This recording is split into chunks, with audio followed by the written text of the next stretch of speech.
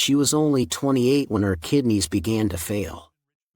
The toxins were building up so fast that even standing felt impossible. Walking was out of the question. "You have to start dialysis," they told her. But she refused. 3 weeks later, she climbed a staircase. Her kidney numbers had almost tripled. A story you were never meant to hear. No surgery. No transplant. Just a natural remedy and 5 powerful diet changes that no one talks about. And every once in a while, I come across a case so moving, so against everything we've been taught, that it feels like uncovering a secret the world tried to bury. Today is one of those days. You've probably been told kidney disease only goes one way, that dialysis is inevitable, that there's no coming back. But I want you to forget that. Because what happened to this young woman proves something extraordinary. When she first came to me, her body was drowning in toxins. The fatigue was crushing. She couldn't even stand without help. For most people, this is the end of the road the moment they're wheeled into a dialysis center and told, "This is your life now." But she said no. No to dialysis. No to a transplant.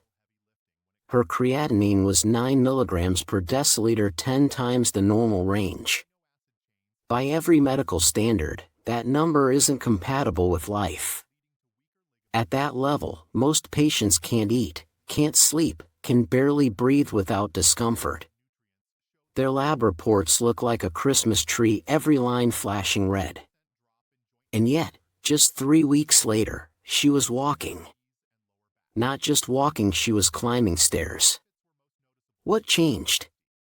A simple, natural protocol that, to me, stands as living proof of the body's ability to heal when given the right support.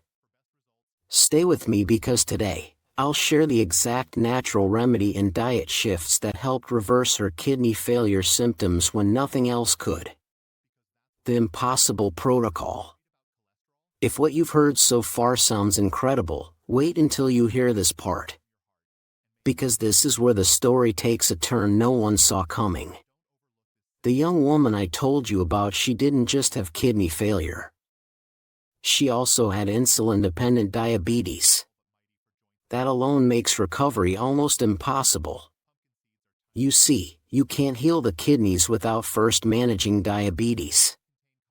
But here's the problem: those two conditions demand completely opposite diets. For kidney failure, you usually want high carbs and low protein. But for diabetes, it's low carbs and higher protein. So what do you do when the two clash?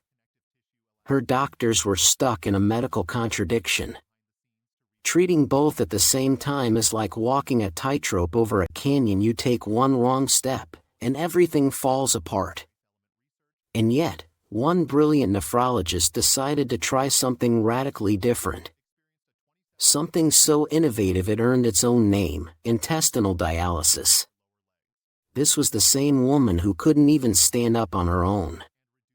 And yet, just 3 weeks after starting this protocol, she was walking again, climbing stairs, completely off dialysis.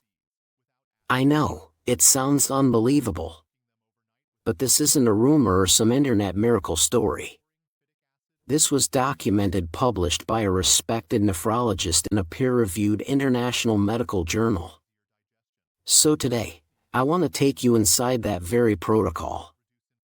We're going to look at exactly what they did, the supplements she took, the diet they followed, and how they managed to turn her own digestive system into a detox machine powerful enough to support her kidneys.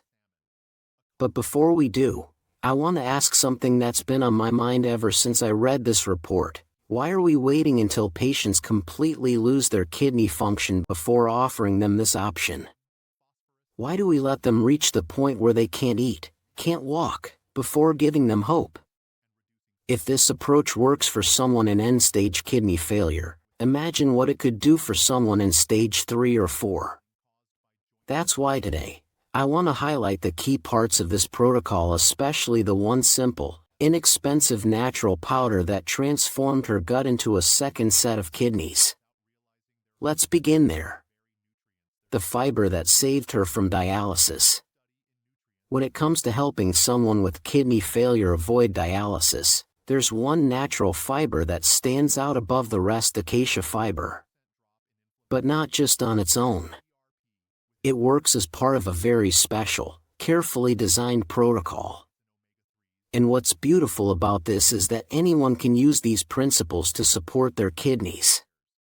Let me show you how this woman, the one who was supposed to be on dialysis, was given acacia fiber. Now remember, her kidneys were failing. Her creatinine was 9. She could barely eat, barely move. So this protocol was designed for a situation most people would call hopeless. She was taking 25 grams of acacia fiber before each meal. That's about 4 tablespoons. Yes, tablespoons, not teaspoons. 4 tablespoons, 3 times a day, 75 grams in total. That's a massive amount. She was finishing 1 whole container every 5 days. How does someone who's so nauseous they can't even eat keep all of that down? Here's where the story gets truly beautiful. Her doctor didn't give up. He didn't see nausea as an excuse to quit, he saw it as a problem to solve. So he treated it. Then he did something you'll never find in any medical textbook. He told her to mix the fiber into Diet 7-Up. Yes, Diet 7-Up. Not because soda heals kidneys, of course, but because it was the only thing she could tolerate. The fizz and sweetness masked the texture of the fiber and made it possible for her to swallow it without gagging. It wasn't about the soda. It was about compassion. That doctor saw a human being in pain, not just a lab report. He didn't say, "You can't do this." He said, "Let's find a way." That tiny detail, using a simple drink to sneak life-saving fiber into her system, shows what true healing looks like: creativity, empathy, and teamwork between a doctor who refused to give up and a patient who refused to stop fighting. It wasn't just the fiber that saved her. It was the partnership, the shared determination to heal when everyone else said it was impossible. The fiber that everyone should be taking. I truly believe everyone, especially those with kidney issues, should be taking fiber. And there's a simple reason why. We now have real medical evidence, like the case report of the woman who escaped dialysis, showing that acacia fiber can actually help the body reduce uremic toxins right inside the intestines. And here's the best part: this doesn't just work for stage 5 kidney disease. It can help in every single stage. That's why I created an easy-to-follow protocol for my own patients, so they can safely use acacia fiber to support and protect their kidneys. What to eat to avoid dialysis. Here's how I usually guide people. Take your daily dose of acacia fiber, divided into 2 or 3 servings. Start small, let your body adjust, and then slowly increase. It's gentle, safe, and incredibly effective. But what wasn't easy was designing a diet that balanced 2 very different conditions: diabetes and stage 5 CKD.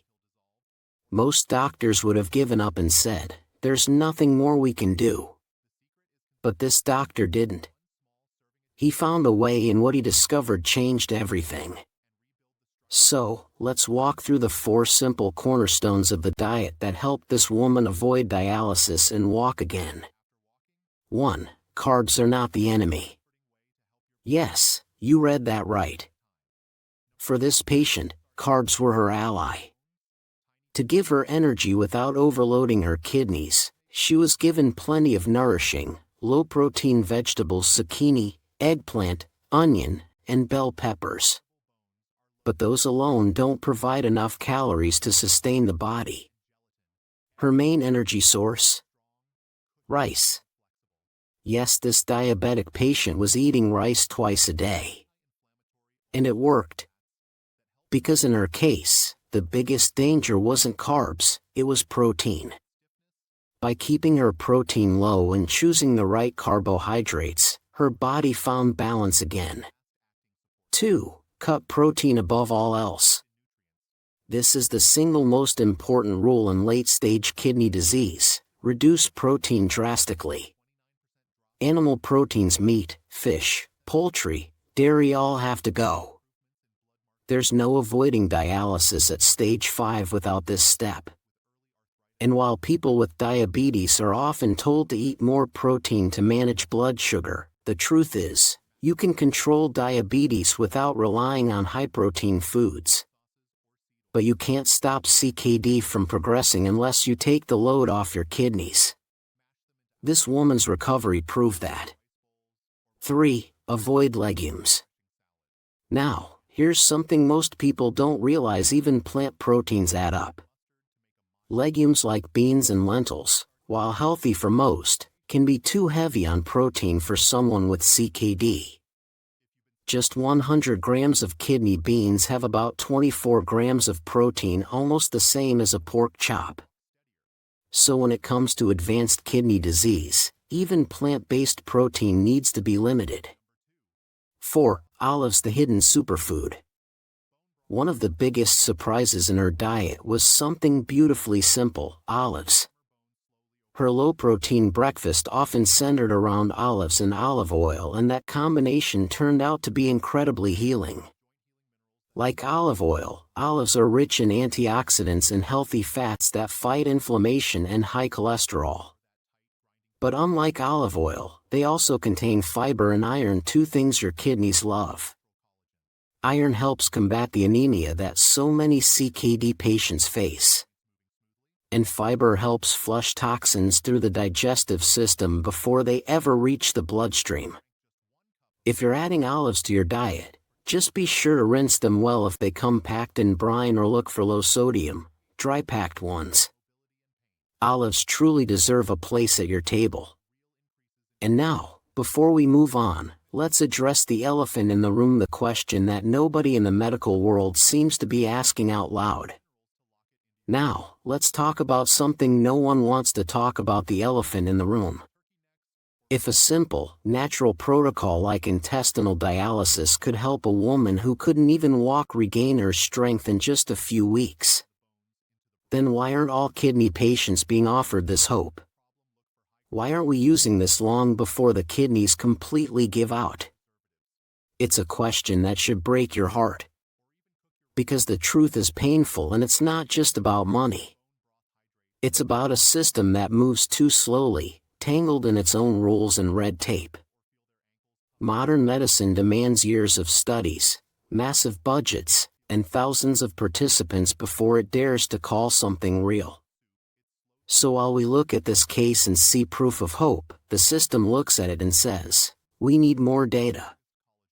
But while they debate and draft reports, real people like you, like your loved ones, are losing precious time.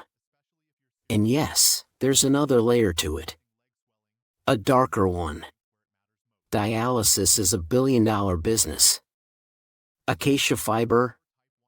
It grows on trees. You can't patent it. No profit, no promotion. And so the world keeps spinning the same way, while too many lives quietly fade away. But here's what I need you to remember: you don't have to wait for anyone's permission to fight for your life. The medical system might be a slow-moving ship weighed down by bureaucracy, but you can move now. You can choose today to take your healing into your own hands wisely, safely, and with the right knowledge. This woman's story isn't locked away in some journal. It's right here, in front of you. And it's not just her story anymore, it's yours. Because what she proved is that the body can come back from the edge. That there's hope even when you're told there isn't. That one decision, one act of faith in yourself can change everything. Don't wait until it's too late. Don't let fear or doubt whisper that it's impossible. The fight for your kidneys doesn't start at stage 5, it starts the moment you decide not to give up. You have one life. One body. One set of kidneys. No one will ever care about them as much as you do. So fight for them. Start today. Don't let this just be someone else's miracle. Let it be the beginning of your own. Thank you for being here with me today. God bless you, and may your healing journey begin right now.